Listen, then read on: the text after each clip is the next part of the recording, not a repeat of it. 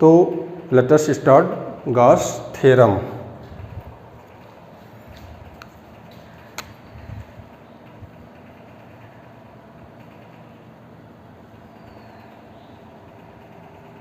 Gauss's theorem. Gauss theorem में क्या कहा गया है? सबसे पहले ये गॉस थ्योरम क्या है, तो पहले आपको हम ये बता दें कि गॉस थ्योरम जो होता है ये कन्वर्स होता है, कन्वर्स ऑफ कूलॉम्स लॉ, यानी कूलॉम्स लॉ का ठीक उल्टा होता है। यानी कूलॉम्स लॉ में हम इलेक्ट्रिक फील्ड का कैलकुलेशन करते हैं जब हमको क्या पता होता है, चार्ज पता होता है। लेकिन यहाँ पर हमको इस चीज़ का कैलकुलेट करना होता है कि इलेक्ट्रिक फील्ड की ही गणना करते हैं, लेकिन with the help of electric flux. यानी वहाँ पर अगर इलेक्ट्रिक फील्ड पता है तो हम चार्ज की गणना कर सकते हैं, यानी चार्ज का कैलकुलेशन कर सकते हैं। ठीक उसका उल्टा है। दूसरा चीज़ इसका क्या है, किसके बीच रिलेशन बताता है, तो ये जो बताता है वो रिलेशन बताता है, relation between electric flux and charge enclosed. यानी इलेक्ट्रिक फ्लक्स और चार्ज के बीच ये रिलेशन बताता है। तो दो चीज़ें हैं, ये कन्वर्स होता है कूलॉम्स लॉ का, और ठीक ये रिलेशन बताता है किसके बीच, इलेक्ट्रिक फ्लक्स और चार्ज के बीच। स्टेटमेंट में क्या कहा गया है इसके गॉसेट थ्योरम में, तो ये कहा गया है कि total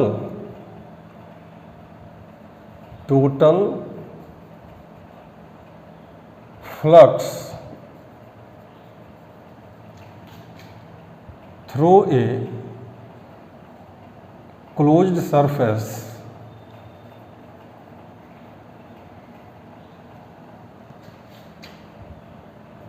is equal to 1 upon epsilon 0 k times to the total charge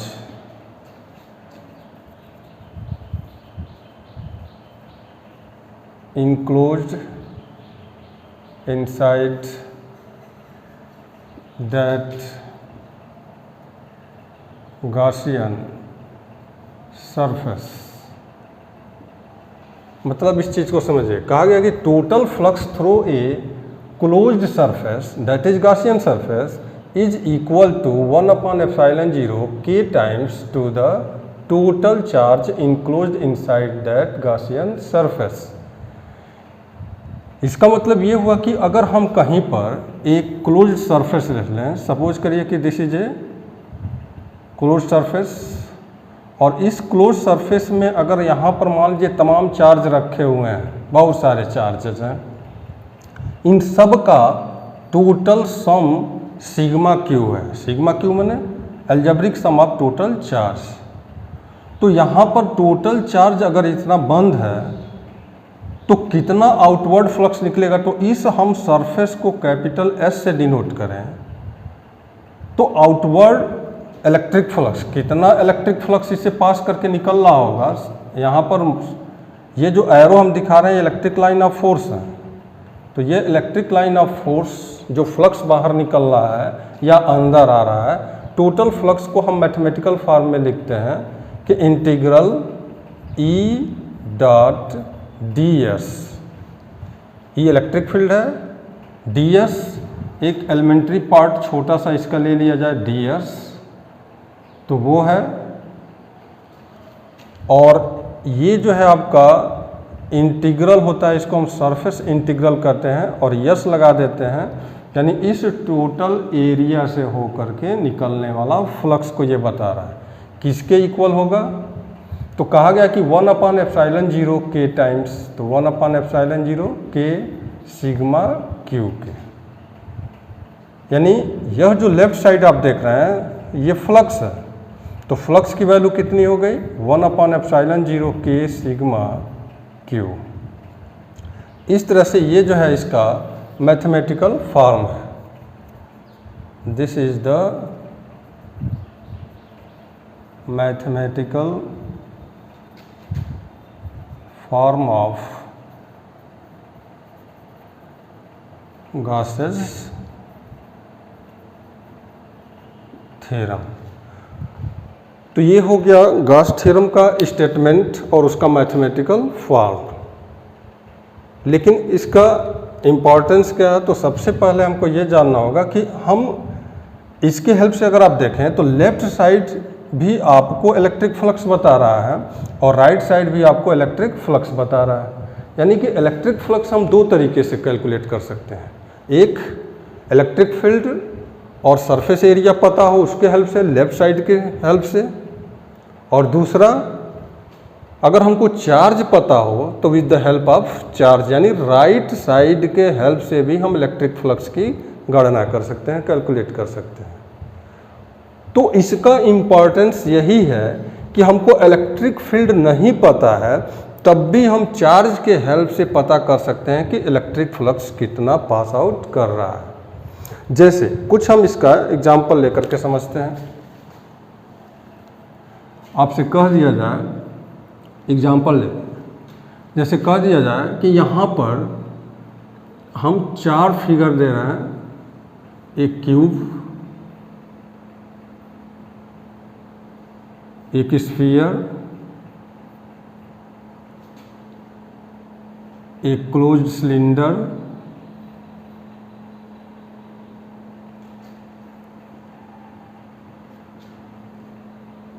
और एक हम कोन भी ले लेते हैं।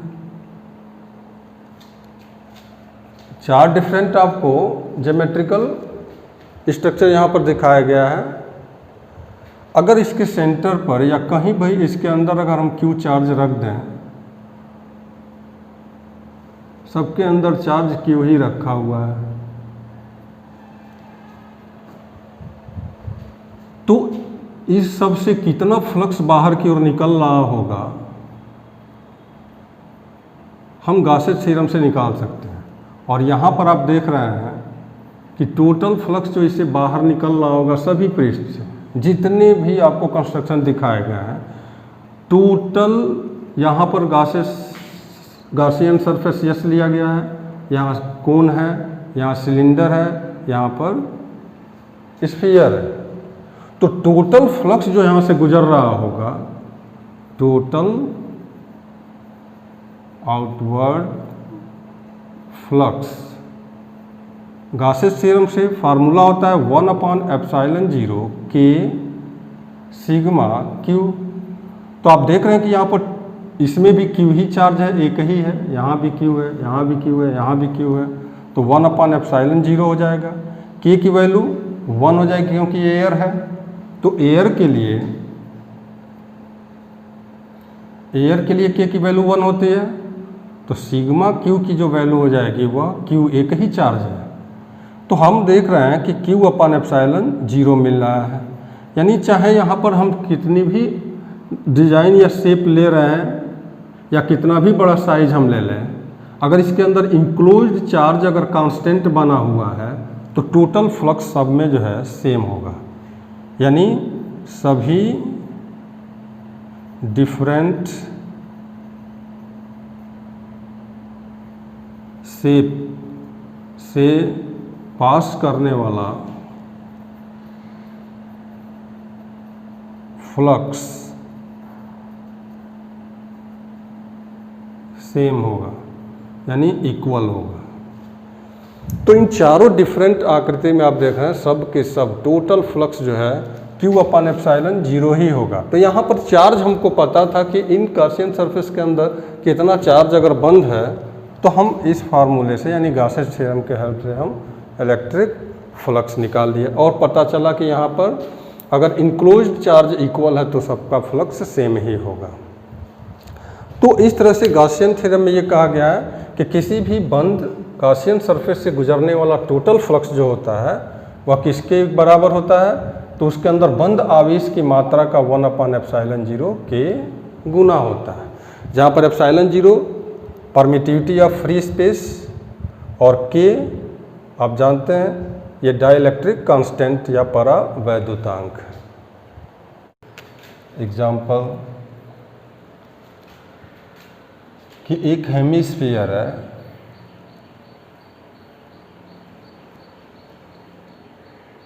और इसके सेंटर पर अगर हम एक प्लस क्यू चार्ज रख दें तो आपसे पूछा जाए कि इस हेमिस्फीयर से होकर के कितना फ्लक्स बाहर की ओर निकल रहा है, वो बताइए जो कर्व सरफेस से होकर के बाहर निकल रहा है। दूसरा एग्जाम्पल हम लेते हैं कि अगर सपोज करिए कि एक आपको प्लेट एरिया दिया हुआ है और इस प्लेट एरिया के जो ये लेंथ है साइड ए के इक्वल है, ये भी ए है, और इससे a/2 डिस्टेंस पर यहाँ पर एक चार्ज रख दिया गया है प्लस क्यू का। तो इस plate area A B C D से होकर के कितना फ्लक्स गुजरेगा, इसकी भी गणना हम इसके हेल्प से गॉसेस थ्योरम से कर सकते हैं। पहले वाले एग्जाम्पल में अगर आप देखें, इस एग्जाम्पल फर्स्ट में, तो आपसे टोटल फ्लक्स पूछ रहा है कितना होगा। तो गॉस थ्योरम हमेशा जो है क्लोज सरफेस के लिए लागू किया जाता है। तो सपोज करिए कि ये गॉसेस थ्योरम, तो इस हेमिस्फीयर को कंप्लीट कर लीजिए। हमने इसको कंप्लीट कर लिया। जब आप कंप्लीट कर लेंगे तो ये गोला हो जाएगा और इस गॉसियन सरफेस से होकर गुजरने वाला टोटल फ्लक्स तो आप निकाल सकते हैं। तो टोटल फ्लक्स जो होगा, total flux through the sphere कितना हो जाएगा गॉसेस थ्योरम से, तो 1/ε0 के सिग्मा क्यू फार्मूला होता है। तो कितना चार्ज बंद है क्यू, तो 1/ε0 इंटू क्यू हो जाएगा। तो ये तो टोटल स्फीयर से होकर के न गुजरने वाला है। तो हमको चाहिए कितने से, आधे से। तो आधा फ्लक्स ऊपर और आधा फ्लक्स नीचे हो जाएगा। इसलिए जो फ्लक्स होगा, flux through the hemisphere that is half of this flux. ये अगर टोटल सरफेस गॉसियन सरफेस से गुजरने वाला इतना है तो इसका आधा हो जाएगा, यानी Q/2ε0 हो जाएगा।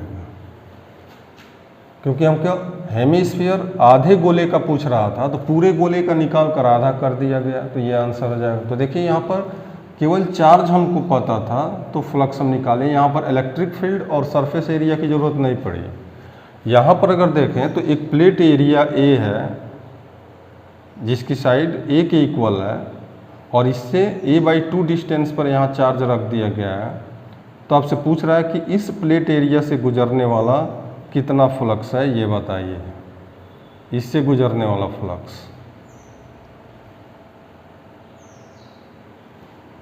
तो यहाँ क्या करेंगे आप, गॉसेस थ्योरम अप्लाई करने के लिए हमको इसको क्लोज करना होगा।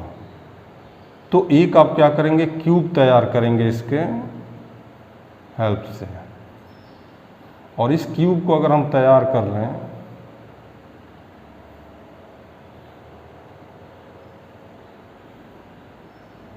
तो देखिए अब क्यूब के अंदर हो गया ये चार्ज, और इसको हम गॉसियन सरफेस यस कंसीडर कर लें तो घन यानी क्यूब को कंप्लीट करने पर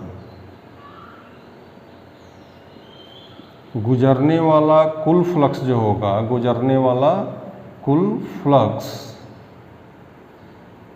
phi, that is Gauss's theorem से। गॉसेस थ्योरम ये करता है कि 1/ε0 के सिग्मा क्यू होता है।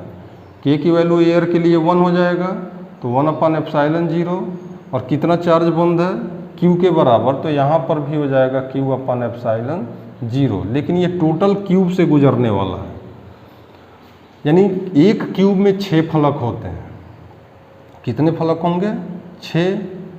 तो 6 तो फेस है यहाँ पर, तो हमसे पूछ रहा था केवल एक ही सरफेस।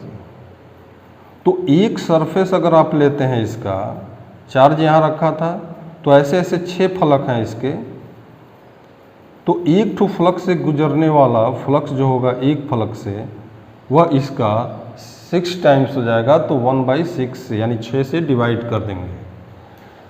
तो flux through one face of cube will be कितना हो जाएगा? तो इसका 6 टाइम हो जाएगा। तो 6 से डिवाइड कर देंगे। तो किसी एक फेस से गुजरने वाला जो फ्लक्स होगा, एक फेस से पूछ रहा था, तो टोटल फ्लक्स जो हो जाएगा इतना हो जाएगा पूरे क्यूब से, जब क्यूब को कंप्लीट किया गया। तो एक फेस से गुजरने वाला किसी एक साइड से 6 फलक होते हैं। तो 6 फलक में से एक फलक निकालने होगा, तो 6 से हम डिवाइड कर देंगे, तो ये हमको फ्लक्स मिल जाएगा। इसी तरह से एक तीसरा एग्जाम्पल हम लेकर के देखते हैं। सपोज करिए आपको एक क्यूब ही दिया है, लेकिन उसके कॉर्नर पर अगर रख दिया जाए तब इलेक्ट्रिक फ्लक्स कितना होगा। एग्जाम्पल थर्ड, सपोज करिए कि एक क्यूब है और इस क्यूब के यहाँ, चाहे यहाँ सपोज करिए यहाँ पर एक क्यू चार्ज रख दिया जा रहा है। तो आपसे पूछा जा रहा है कि find the flux through the cube, यानी इस क्यूब से गुजरने वाला फ्लक्स, घन से गुजरने वाला फ्लक्स ज्ञात करो। तब आप कैसे कैलकुलेट करेंगे? तो इस केस में आपको क्या करना है, ये जो चार्ज है इस क्यूब के जस्ट कॉर्नर पर है, यानी कुछ भाग जो होगा, जैसे यहाँ पर एक बल्ब रख दिया जाए तो टोटल लाइट जो होगी इससे होकर के गुजरेगी और कुछ बाहर से निकल जाएगा। तो इस सरफेस को हमको क्लोज करना होगा। इसको क्लोज करने के लिए आपको क्या करना होगा, तो ऐसे ऐसे क्यूब साइड में आपको लगाने होंगे। तो अब एक बड़ा सा क्यूब आपको मिलेगा और इस बड़े से क्यूब का ये जो एरिया होगा,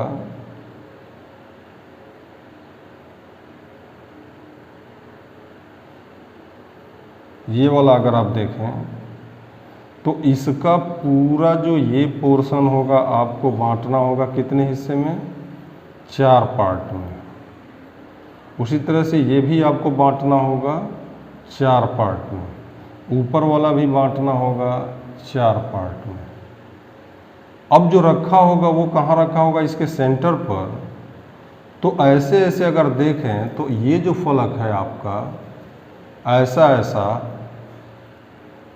4 इधर का, 4 इधर का, ऐसे ऐसे 6 फलक होंगे, 4 इस तरह का एरिया 4 ठो, फिर नीचे भी 4 ठो, इस तरह से 4 इंटू टोटल 6 फेस होंगे। तो टोटल फेस कितने हो जाएंगे? टोटल फेस वो कितने हो जाएंगे? 24 होंगे। तो ऐसा ऐसा 24 होगा। और इस पूरे क्यूब से होकर के गुजरने वाला जो फ्लक्स होगा, टोटल फ्लक्स गास थ्योरम से 1/ε0 K सिग्मा Q होता है। तो 1/ε0 हो जाएगा। और सिग्मा Q की वैल्यू कितनी है? एक ही चार्ज बंद है, तो सिग्मा Q की जगह पर हो जाएगा Q। तो कॉर्नर पर रखा हुआ है तो 24 फेस होंगे, ऐसे ऐसे 24 ठो। तो 24 से हम डिवाइड कर देंगे इसमें, तो इससे होकर के कितना फ्लक्स गुजरेगा ये हमको मिल जाएगा। तो flux through the cube equal कितना हो जाएगा, तो Q अपॉन एप्सिलॉन 0 में 24 से डिवाइड कर देंगे तो कितना आ जाएगा, Q अपॉन एप्सिलॉन 0 इंटू 24।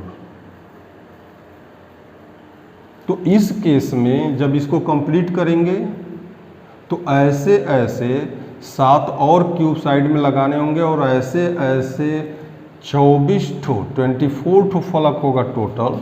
तो 24 से जब आप इसमें डिवाइड करेंगे तब एक से होकर के गुजरने वाला फ्लक्स आपको मिलेगा।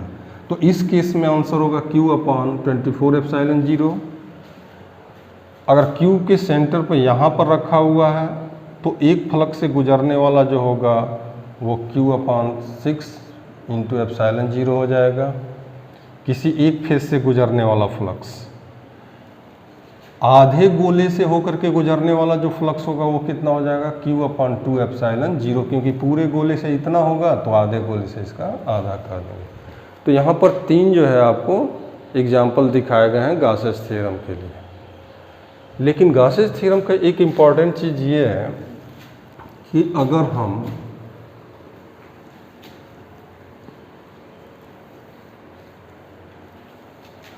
अगर गॉसियन सरफेस के साइज़ को अगर हम बढ़ा दें तो क्या फ्लक्स पर कोई अंतर पड़ेगा।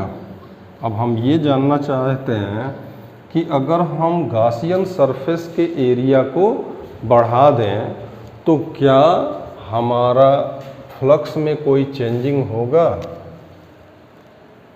एग्जाम्पल, जैसे यहाँ पर हम 4 डिफरेंट आकृति ले रहे हैं। सपोज करिए कि एक स्फीयर है, इसके अंदर चार्ज Q बंद है, तो इससे हमको फ्लक्स जो है पता करना है। अगर हम रेडियस को बढ़ा करके और इसको बड़ा कर दिए, यहाँ पर रेडियस R था, अब यहाँ पर रेडियस जो है 2R कर दिया,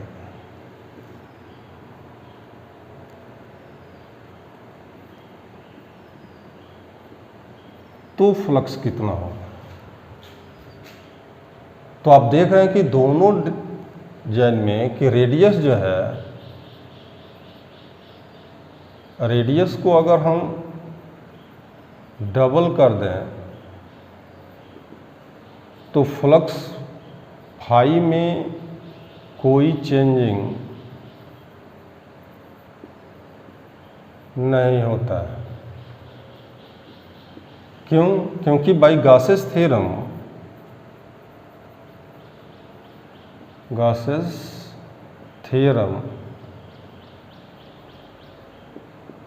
फाई की जो वैल्यू होती है 1 अपॉन एप्सिलॉन 0 सिग्मा Q के होता है।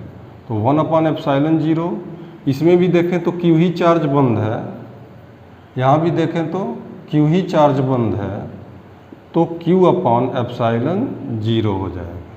तो दोनों ही केस में इसमें भी फ्लक्स जो है Q अपॉन एप्सिलॉन 0 होगा, इसमें भी Q अपॉन एप्सिलॉन 0 ही होगा। तो रेडियस बढ़ा देने पर, यानी गॉसेस सरफेस के एरिया को बढ़ा देने पर फ्लक्स में कोई अंतर नहीं होता है।